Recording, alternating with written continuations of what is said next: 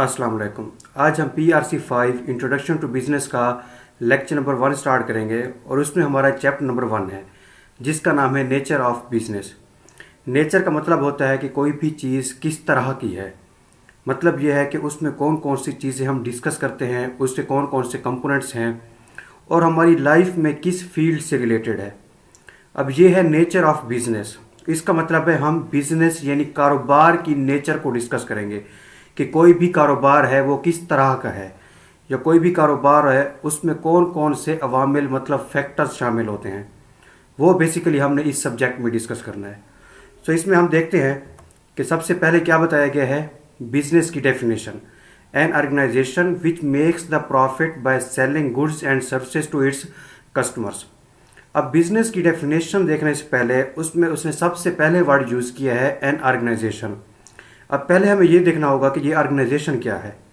Organisation basically कहते हैं लोगों का ऑर्गेनाइज हो जाना, इकट्ठे हो जाना, एक डिसिप्लिन्ड वे में काम करना। अब एक सपोज समझ लें कि 10 लोगों का ग्रुप है जिसे हम कहते हैं ग्रुप ए, एक और 10 लोगों का ग्रुप है जिसे हम कहते हैं ग्रुप बी। अब ग्रुप ए में जो लोग हैं उसमें 10 के 10 लोग एक ही काम के लिए इकट्ठे हुए हैं, सबका मकसद अल्टीमेट ऑब्जेक्टिव एक है। और जो ग्रुप बी है उसमें 10 लोग इकट्ठे बैठे हुए हैं, एक कमरे में बैठे हुए हैं, लेकिन हर बंदा अपने तौर पर डिफरेंट तरह का काम कर रहा है। किसी का कोई और मकसद है काम करने का, किसी का कोई और है, उनका अल्टीमेट ऑब्जेक्टिव एक नहीं है। सो ग्रुप ए में भी मुख्तलिफ लोगों का ग्रुप है, ग्रुप बी में भी मुख्तलिफ लोगों का एक मजमुआ है, लेकिन दोनों में फ़र्क क्या है कि ग्रुप ए में जो लोग हैं उनका अल्टीमेट ऑब्जेक्टिव एक है, लेकिन जो ग्रुप बी है उसमें अल्टीमेट ऑब्जेक्टिव एक नहीं है। सो हम ये देखेंगे कि जिस ग्रुप का अल्टीमेट ऑब्जेक्टिव एक होगा उससे हम कहते हैं ऑर्गेनाइजेशन। सो बिजनेस की डेफिनेशन में उसने जो ऑर्गेनाइजेशन क्लास बताया है उसमें हमने ये सीखा है कि मुख्तलिफ लोग आपस में मिलकर जब इकट्ठे काम करते हैं और उनका at the end overall aim एक ही हो तो हम कहते हैं ये ऑर्गेनाइजेशन है। अब वो कहता है कि जो ऑर्गेनाइजेशन है मतलब जो लोगों का ग्रुप है वो क्या करते हैं, विच मेक्स द प्रॉफिट। वो प्रॉफिट मतलब नफ़ा कमाते हैं। किस तरह से, by selling goods and services to its customers. मुख्तलिफ गुड्स या सर्विसेज को अपने कस्टमर्स को बेचते हैं और वहाँ से प्रॉफिट बनाते हैं। अब इसका मतलब क्या हुआ, bye selling goods and services. अब दोबारा बिजनेस की डेफिनेशन अभी कंप्लीट होने से पहले दो और वर्ड्स आ गए हैं। कौन कौन से, एक गुड्स और एक सर्विसेज। तो हम देखते हैं इसमें गुड्स क्या हैं। कोई भी चीज़ जिसकी फिजिकल एग्जिस्टेंस हो उसे हम कहते हैं ये गुड्स है, और ऐसी चीज़ जिसकी फिजिकल एग्जिस्टेंस ना हो उसे हम कहते हैं सर्विस। अब सपोज यहाँ पर एग्जांपल में आप देख लें कि जहाँ पर आप देखें एक मुख्तलिफ बॉक्स हैं, उनका ग्रुप है ऊपर, और नीचे क्या है, एक टीचर है जो टीचिंग कर रहा है। अब जो ऊपर चीज़ें पड़ी हुई हैं ये गुड्स हैं, इनकी फिजिकली एक शेप है, फिजिकल एग्जिस्टेंस है, तो इसे हम कहते हैं ये क्या है, गुड्स हैं। और जो नीचे टीचर है, टीचिंग जो है ना, ये पढ़ाना, ये एक सर्विस है। इसमें हम कोई फिजिकली एक चीज़ टीचर स्टूडेंट को नहीं दे रहा होता, बल्कि यहाँ पर वो अपना एक नॉलेज दे रहा होता है, वो एक सर्विस प्रोवाइड कर रहा होता है, नॉन मटेरियल थिंग दे रहा होता है, तो इसे हम कहते हैं सर्विस।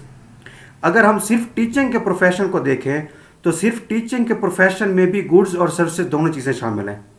अब सपोज एक टीचर है, वो जब टीचिंग करता है, जब लेक्चर देता है तो हम कहते हैं ये सर्विस है, और जब वो अपने लेक्चर के नोट्स बच्चों को देता है फिजिकल फॉर्म में तो हम कहते हैं ये गुड्स है। सो इस तरह से हमने ये देखा है गुड्स और सर्विसेज में क्या डिफरेंस है। उसके बाद क्या है, टू इट्स कस्टमर्स, मतलब जो उसके कस्टमर या ग्राहक हैं उनको जो बेचते हैं। सो ओवरऑल हमने बिजनेस की डेफिनेशन ये देखी कि मुख्तलिफ लोगों का ग्रुप जो आपस में मिलकर मुख्तलिफ चीज़ें बनाते हैं जिनकी फिजिकल एग्जिस्टेंस हो, या सर्विसेज प्रोवाइड करते हैं किन को, अपने कस्टमर्स को, जो वहाँ पर गुड्स या सर्विसेज लेने आते हैं। वहाँ पर जब वो बेचते हैं गुड्स या सर्विसेज और वहाँ से प्रॉफिट आता है तो उससे हम कहते हैं ये क्या है, बिजनेस। कोई भी ऑर्गेनाइजेशन जब इस मकसद के लिए काम करती है कि यहाँ से प्रॉफिट अर्न करे तो उससे हम कहते हैं ये बिजनेस ऑर्गेनाइजेशन है। अगर उसका मकसद प्रॉफिट कमाना ना हो तब हम उसे बिजनेस नहीं कहते, तब हम उसे क्या कहेंगे ये हम आगे जाकर डिस्कस करेंगे। उसके बाद हम क्या देखते हैं, वो कहते हैं रिलायबिलिटी और डिपेंडेबिलिटी ऑफ बिजनेस। کہ کوئی بھی بزنس یا کاروبار جو ہے وہ کن چیزوں کے اوپر ریلائی کرتا ہے یا کن چیزوں کے اوپر ڈیپینڈ کرتا ہے. سب سے پہلے وہ کہتا ہے انٹرپرینیور یا اونرز. کوئی بھی دنیا میں جو کاروبار ہے وہ خود بخود تو نہیں ہو جاتا. ایک بندہ جو ہے وہ اس پروسیس کو انیشیٹ کرتا ہے، سٹارٹ کرتا ہے. تو جب کوئی کاروبار سٹارٹ کیا جاتا ہے تو سب سے پہلے یہی سوچا جاتا ہے کہ کس چیز کا کاروبار کرنا چاہیے. ایک آئیڈیا دماغ میں لایا جاتا ہے، ایک کنسیپٹ کریٹ کیا جاتا ہے. جب ایک بندہ سوچتا ہے کہ یار میں نے کاروبار کرنا ہے تو وہ اس چیز کے اوپر ورک سٹارٹ کر دیتا ہے کہ کون سا کاروبار کرنا چاہیے، کس ایریا میں کرنا چاہیے. اس سے کیا ہوتا ہے، اسے پتہ چلتا ہے کہ فلاں ایریا میں اس چیز کی زیادہ ڈیمانڈ ہے، تو اس لیے وہ کوشش کرتا ہے کہ وہاں اس ایریا میں وہ اس طرح کا پروڈکٹ تیار کرے. وہ بندہ جس کا کاروبار ہے، جس نے سٹارٹ کرنا ہے، سب سے پہلے وہ کیا کرتا ہے، سوچتا ہے کہ کس چیز کا کاروبار کرے. اب جب اس نے سوچ لیا ہے اس کے بعد وہ یہ سوچتا ہے کہ اس کے لیے پھر پیسے بھی ہونے چاہیے.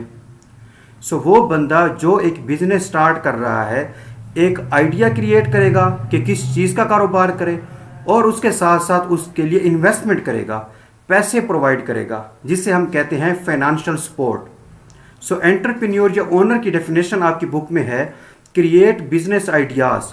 وہ یہ سوچتا ہے کہ کس چیز کا کاروبار کرے and provide some financial support, اور اس کے لیے پیسے بھی اپنی طرف سے انویسٹ کرتا ہے. اس طرح سے ہم نے یہ دیکھا ہے کہ بزنس جن چیزوں کے اوپر ڈیپینڈ کرتا ہے ان میں سب سے پہلے کیا ہے، انٹرپرینیور یا اونر. اس کے علاوہ بھی چیزیں ہیں، انشاءاللہ وہ ہم آگے ڈسکس کریں گے ون بائی ون. ہوپفلی آج کے اس چھوٹے سے کنسیپٹ میں آپ کو بزنس کی ڈیفینیشن اور اس کے اندر پھر آرگنائزیشن، گڈز اور سروسز کی ڈیفینیشن کا آئیڈیا ہو گیا ہوگا. پھر ہم نے دیکھا کہ بزنس کن چیزوں کے اوپر ڈیپینڈ کرتا ہے، وہ ہم نے دیکھا ہے انٹرپرینیور یا اونر. اس کے علاوہ جو باقی فیکٹر ہیں جن کے اوپر بزنس ڈیپینڈ کرتا ہے وہ انشاءاللہ ہم آگے ڈسکس کریں گے. ہوپفلی آپ کو آج کے اس کنسیپٹ کی سمجھ آئی ہوگی. اس ویڈیو کو دیکھنے کے لیے آپ کا بہت بہت شکریہ اینڈ اللہ حافظ.